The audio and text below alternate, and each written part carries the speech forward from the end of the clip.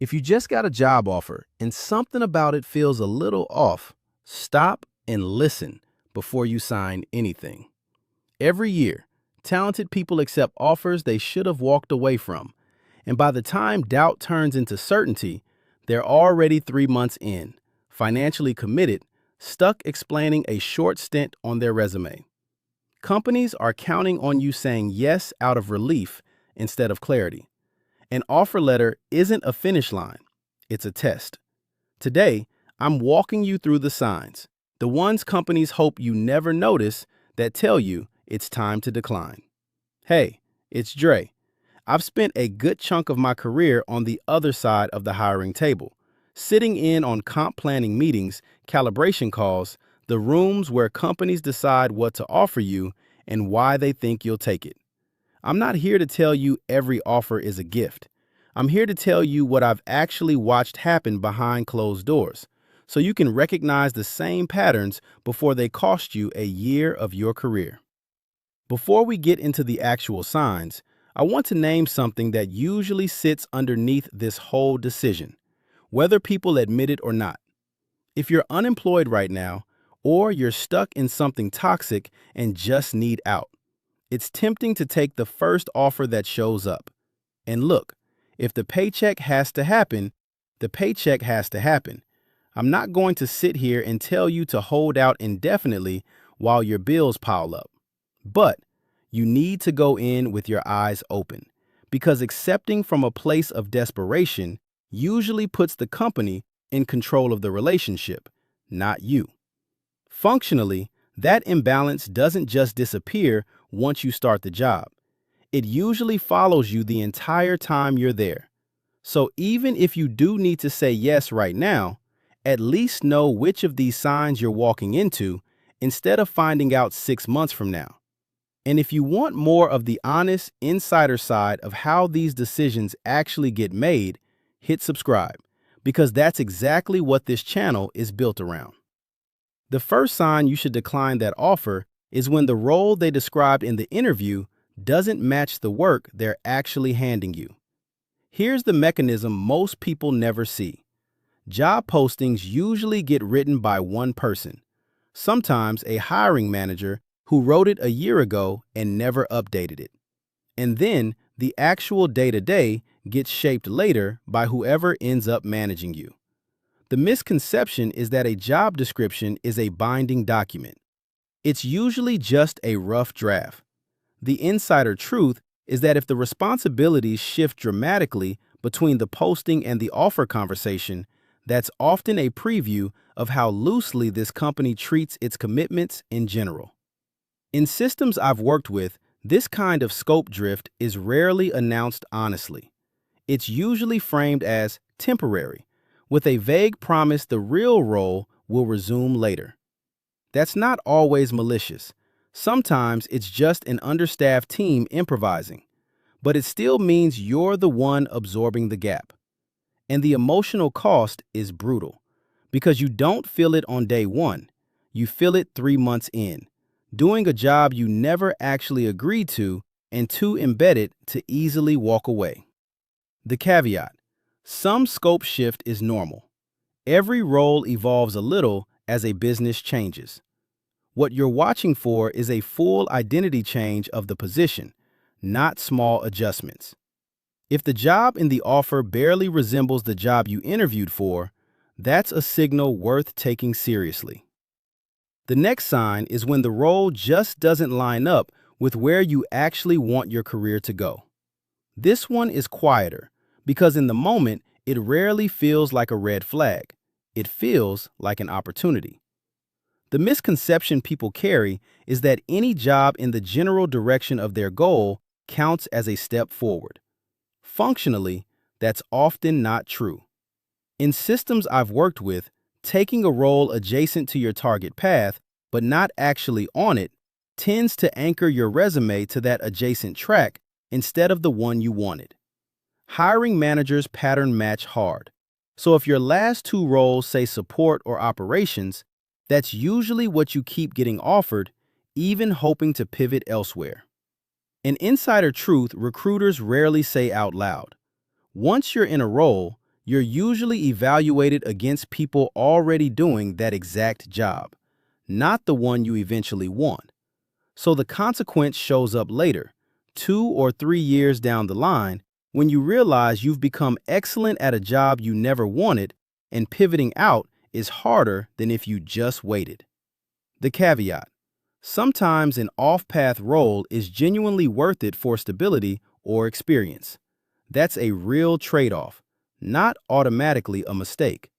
Just name that trade-off honestly instead of quietly pretending the role is something it isn't. If any of this is matching something you're currently sitting with, drop where you're at in the comments.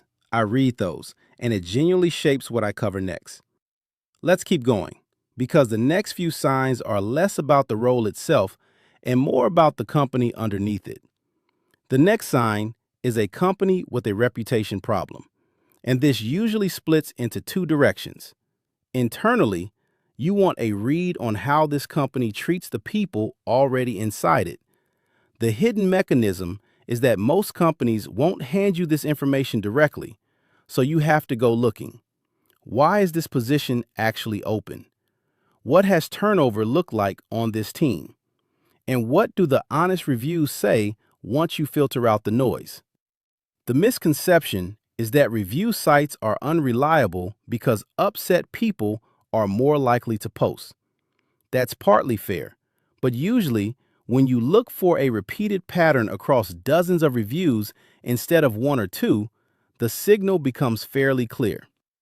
An insider truth worth knowing: a company that consistently promotes from within, where the person who used to hold this role moved up rather than out the door, is often a strong indicator of a healthier system. The other direction is external reputation, how this company is spoken about in its industry and local market.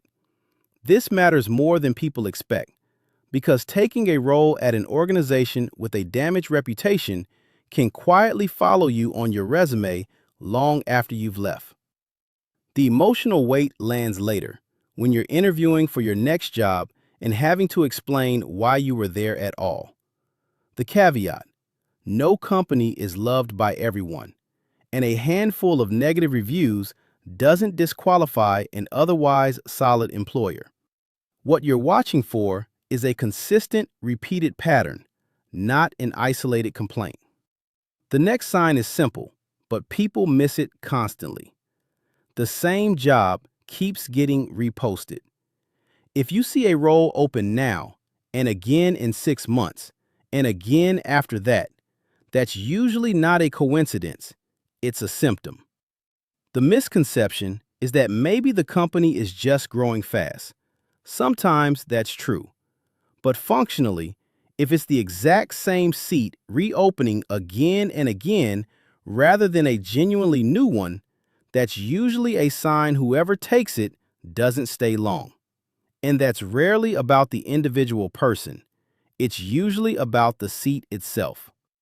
An insider truth: recruiters actually dread reposting the same role because it usually means the hiring manager, the compensation, or the workload is the actual problem, not the candidates. So if you notice this, that's your cue to ask directly why the position is open and how long the last few people actually stayed. The emotional cost of ignoring this is that you become the next person filling that same revolving door. And 6 months from now, you're back here, watching another version of this exact video. The next sign is when the expected output for the role is functionally unrealistic. This usually shows up when the responsibilities they describe would genuinely require more than one full-time person to execute well, but they're offering one salary and one headcount. The misconception hiring managers often carry, and this usually isn't malicious, is that they've underestimated how much time good work actually takes. So they end up shopping for a level of output their budget was never really built to support. The insider truth is that this mismatch rarely resolves itself after you start. It usually just quietly becomes your new normal, one project at a time. The emotional consequence is a slow burnout, the kind that creeps in gradually enough that you don't notice it until you're already exhausted. The caveat: startups and lean teams genuinely require people to wear multiple hats. That's a legitimate and sometimes exciting trade-off if you walk in already knowing it. What you're watching for is a role dressed up as one normal job description while functioning as two or three roles stitched together. Quick note before we get into pay: none of this is legal advice. Employment law varies significantly by state and by country, so if something in your specific situation feels like it might cross into an actual legal issue, that's worth a real conversation with an employment attorney, not just a video. The next sign is compensation and benefits that sit noticeably below market for your industry and experience level. Before you reach the offer, you should have a realistic sense of your market value, because that's the only way you'll recognize when a number falls short. The misconception a lot of candidates carry is that a lower offer now just means room to negotiate later, once you've proven yourself. In systems I've worked with, that's usually not how it plays out. Companies structured around paying below market sometimes internally treat it as a lagging strategy rather than a leading one, tend to stay that way structurally. It's baked into how they budget, not something that quietly corrects itself once you're inside. The insider truth is that these companies still expect strong performance. They just haven't funded it, which puts you in a position of consistently proving your value without the pay ever catching up. The same logic usually applies to benefits. If the coverage or time off is noticeably behind market now, it's usually not because the company plans to invest more later. It's because that's simply the ceiling already built into the model. The emotional cost compounds over years. Your entire salary trajectory ends up permanently set lower than it should have been. The caveat? Sometimes a lower salary comes with equity, mission, or growth that genuinely offsets it. What you're watching for is a gap with no real explanation attached to it. The next sign shows up in how a company talks about its own culture during the interview itself. Phrases like, "we work hard and play hard," or "we're a family here," usually aren't neutral. They're often functioning as a soft warning about boundaries. The misconception is that this kind of language is just enthusiasm or team spirit. The insider truth is that it's frequently a preview of an expectation for face time and after-hours availability that goes well beyond the actual job description. Every workplace has occasional crunch periods. That's normal and not automatically a red flag on its own. What you're watching for is language that frames constant overextension as a badge of honor rather than an occasional exception. The emotional consequence, if this pattern holds, is a slow erosion of the line between your job and the rest of your life, until the two are barely distinguishable from each other. The final sign, and it's usually the one that ties everything else together, is excessive turnover on the specific team you'd be joining. This is something to actively investigate before you accept, not after you start. Look at how long people in similar roles have actually stayed, both the ones who left voluntarily and the ones who didn't. The misconception is that turnover is always about individual performance or fit. Functionally, when it repeats across multiple people in the same seat, it's rarely about any one person. It's almost always about the seat, the manager, or the environment itself. The insider truth is that excessive turnover is usually a downstream symptom of everything we've already covered: mismatched expectations, below market pay, unclear scope, a damaged reputation. If you notice this late in the process, ask directly, how long did the last few people stay and why did they leave? A company confident in its answer will usually give you a straight one. A company that gets defensive or vague is often telling you something too, just not out loud. So here's what I actually want you to walk away with. Getting an offer means you did something right. Your resume worked, your interview worked, you're clearly capable.